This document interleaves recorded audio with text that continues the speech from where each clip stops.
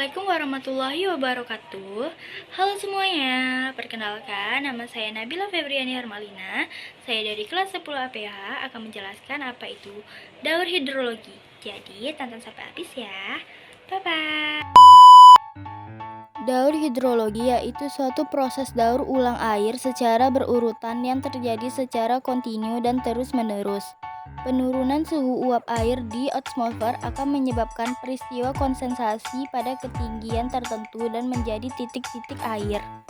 Tahukah kamu daur hidrologi ada 3 jenis, yaitu daur pendek, daur sedang, dan daur panjang. Daur pendek yaitu peristiwa penguapan air laut yang terpapar sinar matahari menjadi gas. Gas-gas yang kaya akan uap air tersebut mengalami kondensi menjadi kumpulan uap air yang disebut awan. Sebelum sampai ke daratan, kondisi awan mengalami kejenuhan dan tidak mampu lagi menahan titik-titik air hingga terjadilah hujan di permukaan laut. Daur sedang yaitu proses penguapan air yang berasal dari laut. Awan kelamaan mengalami kejenuhan lalu jatuh ke bumi sebagai hujan. Air hujan tersebut mengalir melalui selokan, sungai, dan seluruh lainnya hingga kembali ke laut.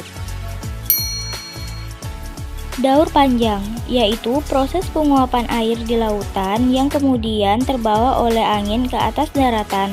Pada ketinggian tertentu, pendinginan uap air tersebut melampaui titik bekunya hingga menyebabkan terbentuknya awan yang mengandung kristal es. Awan tersebut selanjutnya turun sebagai hujan es atau salju.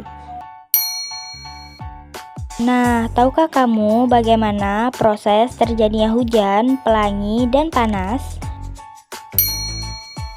Hujan terjadi melalui 3 tahap, yaitu evaporasi.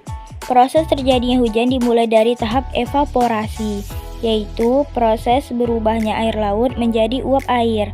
Sinar matahari membuat berbagai air di permukaan bumi menghangat, seperti air laut, air sungai, air danau, dan lainnya.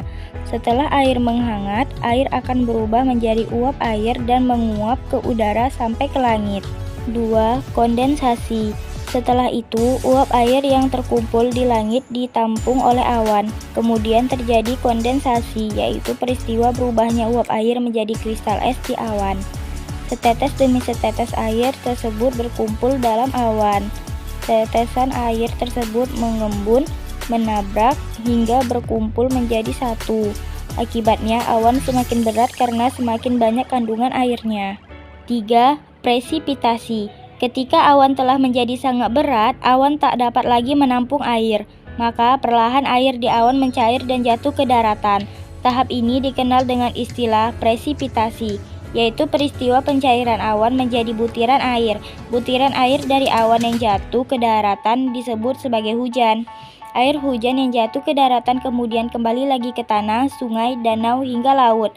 Lalu berulang lagi ketiga tahap itu sampai terjadi hujan lagi. Proses ini terjadi ketika cahaya dari matahari mampu menembus butiran atau tetesan air dan kemudian memantul ke arah yang berbeda. Kemudian setiap warna akan terpantul ke arah-arah yang berbeda tergantung pada gelombang cahayanya. Proses inilah yang menjelaskan mengapa pelangi bisa berbentuk seperti kipas atau busur. Peningkatan suhu permukaan bumi ini dihasilkan oleh adanya radiasi sinar matahari menuju ke atmosfer bumi. Kemudian, sebagian sinar ini berubah menjadi energi panas dalam bentuk sinar inframerah diserap oleh udara dan permukaan bumi. Baiklah, segitu aja persentase dari saya. Kalau ada kata-kata yang salah, mohon dimaafkan ya. Saya tutup dengan Assalamualaikum warahmatullahi wabarakatuh. Bye-bye.